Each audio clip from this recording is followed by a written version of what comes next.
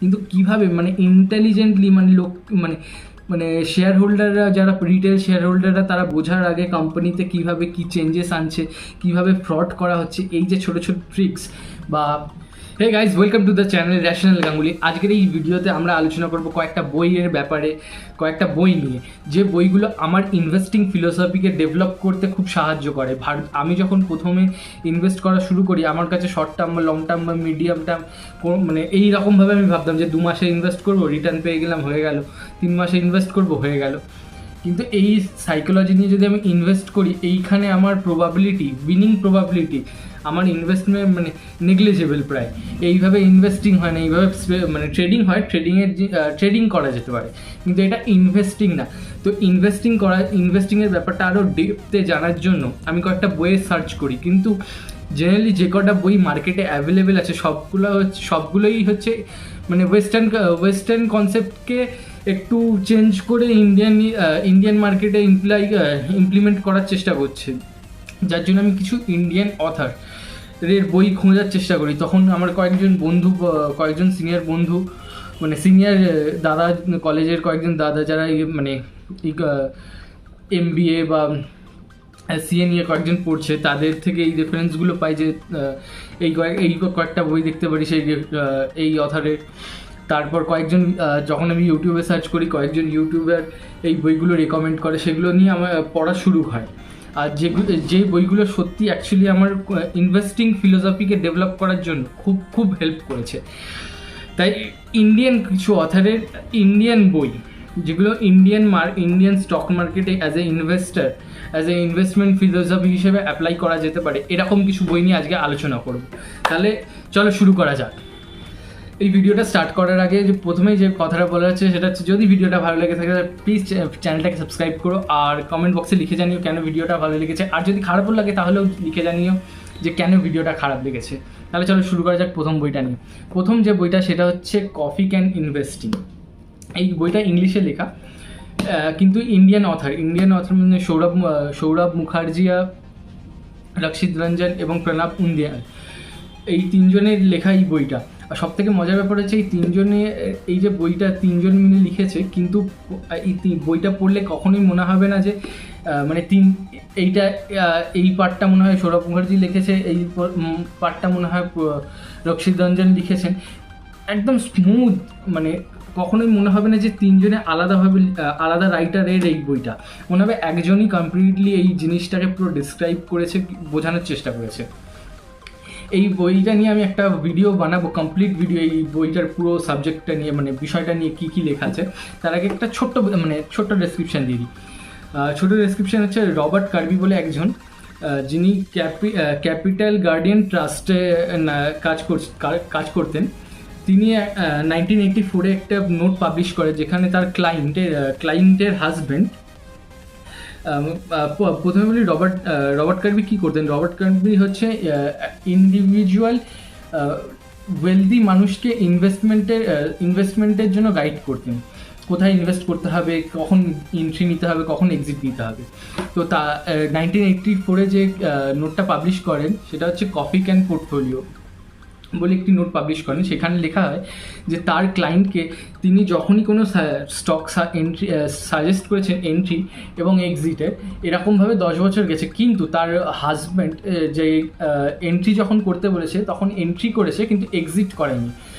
এইভাবে 10 বছর যাওয়ার পর দেখে যে তার মানে ক্লায়েন্টের যে পোর্টফোলিও রিটার্ন, তার থেকে অনেক বেশি রিটার্ন জেনারেট করে যে তার হাজব্যান্ডের পোর্টফোলিও। মানে তার হাজব্যান্ড যেহেতু বাই অ্যান্ড ফরগেট করেছেন, সেই ফর্মুলাতে ইনভেস্ট করে তার রিটার্ন অনেক বেশি মার্জিনে তার ক্লায়েন্টের পোর্টফোলিওকে বিট করে।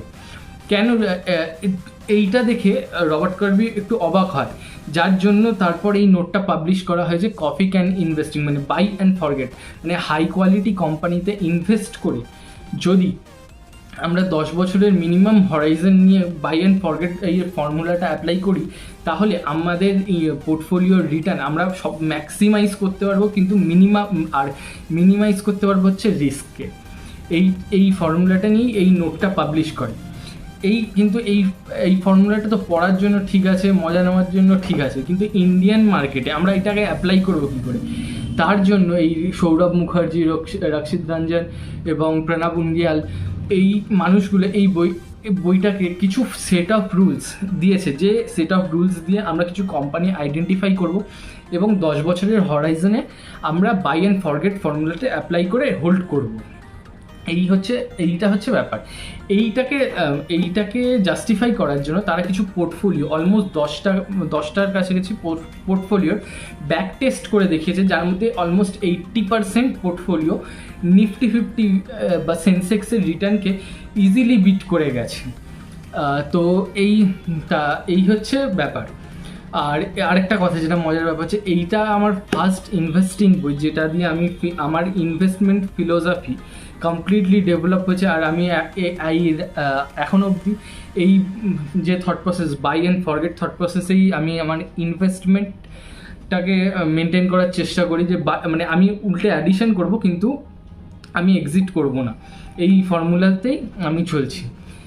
এইটা হচ্ছে মানে ইনিশিয়াল ডেজে যারা ইনভেস্টমেন্টের জন্য কোনো বই খুঁজছেন তাদের জন্য এই বইটা, coffee can investing by Saurabh Mukherjee, Rakshit Ranjan আর প্রণব উনিয়াল, এই বইটা পারফেক্ট বই আমার মতে।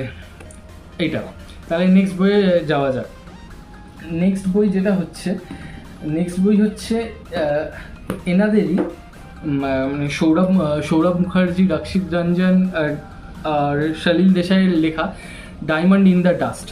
এই বইয়ে কিছু কোম্পানির ছোট স্টোরিজ দেওয়া আছে, কীভাবে তারা চেঞ্জেস এনেছে।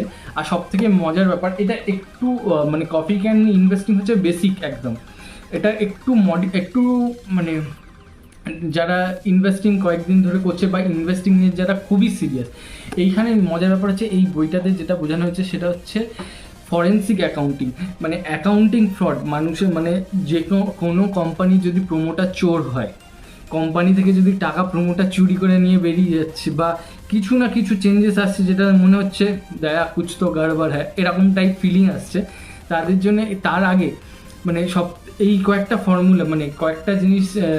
ফর্মুলা দিয়ে আমরা ইজিলি বুঝতে পারি যে অ্যাকাউন্টিং ফ্রড মানে কোম্পানির মধ্যে কিছু খারাপ হচ্ছে না, কোম্পানি থেকে কেউ ফ্রড করছে। এই কিছু প্রিন্সিপাল দিয়ে আমরা ইজিলি সেটাকে বুঝতে পারি, যে মানে মার্কেটে খারাপ হওয়ার আগেই আমরা বুঝতে পারবো।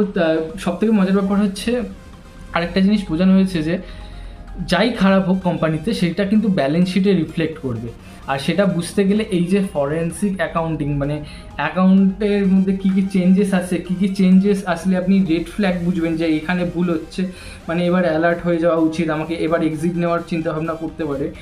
এইটা হচ্ছে তার একটা সব থেকে ভালো বই, যে আপনি যদি এইখানে কিছু ফর্মুলা আছে, যেরকম হচ্ছে আপনার অডিটার একটা ডিসক্লেমার রিপোর্ট পাবলিশ করে, যেখানে অডিটার নিজের মতে লিখেছে যে অডিটার কীভাবে ভাবছে যে কোম্পানি কি হচ্ছে না, এই জিনিসগুলো কমপ্লিটলি মানে এইখানে যদি অডিটার কিছু ভুল করে, অডিটারের চাকরি নিয়ে টানাটানি পড়ে যাবে।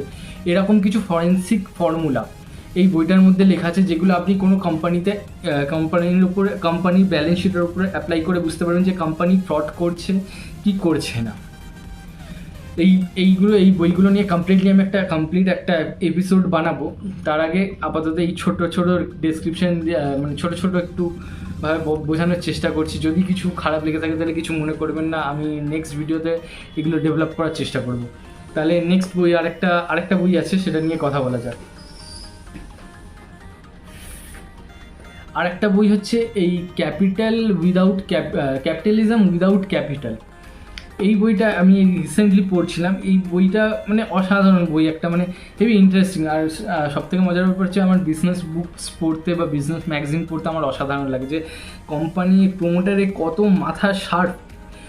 মাথা শার্প হলে এরকম ধরনের থট প্রসেস, মানে কোম্পানিতে চুরি তো সবাই করতে পারে, যে একজনের বাড়িতে, কিন্তু কীভাবে মানে ইন্টেলিজেন্টলি মানে শেয়ার হোল্ডাররা, যারা রিটেল শেয়ার হোল্ডাররা, তারা বোঝার আগে কোম্পানিতে কীভাবে কী চেঞ্জেস আনছে, কীভাবে ফ্রড করা হচ্ছে, এই যে ছোটো ট্রিক্স বা ছোট ছোট চেঞ্জেস এনে কোম্পানি, মানে 0 to 1 যে পিটার থ্রিলের একটা বই আছে সেটা কনসেপ্টটা আনা হচ্ছে।